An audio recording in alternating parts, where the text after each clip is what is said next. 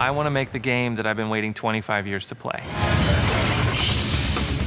Transformers War for Cybertron really started with a sketch of Bumblebee, and we redesigned that character to modernize it all up to be much more of a realistic adult version. That was that first sketch that we slid across the table to Hasbro and said, what do you guys think? And that's where it all started. I think the approval process for Hasbro, especially nerve-wracking. In a sense, it's like George Lucas looking at you redesigning Luke Skywalker. My name is Aaron Archer. I'm a senior design director, and I oversee the Transformers universe for Hasbro. Activision came to Hasbro and said they wanted to make a kind of a breakthrough game, definitely a gamer game. And the original idea was, we've had a couple games that were based on Earth. How about going to Cybertron? And that's a really cool place. It's the home planet of the Transformers. And the early days of that civil war between the Autobots and Decepticons was a story that really hadn't been fleshed out in any format. Hasbro has been fantastic to work with. What they've allowed us to do is take a licensed property and treat it like a brand new IP. To see it grow beyond what our imaginations at Hasbro could be,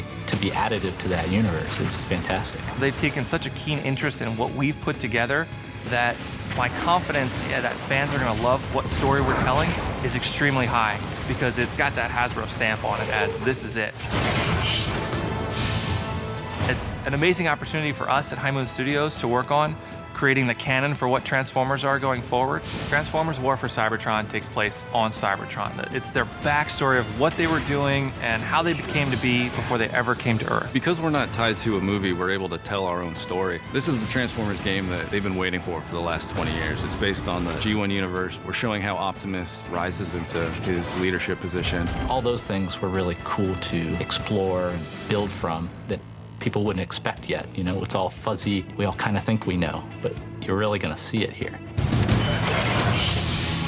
I was thrilled. I think we were all thrilled to design Cybertron. As much as a paradigm of science fiction as Star Wars or Star Trek, it influenced all of our childhoods and probably, you know, our career paths as artists. I'd say the influences for developing the art is really the original Generation 1 animated series and the film. On top of that, there's elements of Tron and Blade Runner and Aliens and the grittier, more textural science fiction films that I think influenced all of us.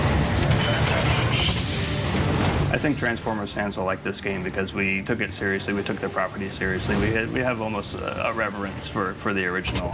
It takes something that you may have had a fondness for as a kid and a really kind of violent, dark, adult style that I think people that are into games like Call of Duty will be able to get into. I think people are going to be blown away by the effort. I just can't wait to get the ball rolling. This won't be the only touch point. It's a big place that we're going to build off of. It's been a fantastic experience to revisit all those childhood memories, gather the resource from the huge lore that is Transformers, and then shape that into basically a brand new vision of what Transformers are in a way that people haven't seen before.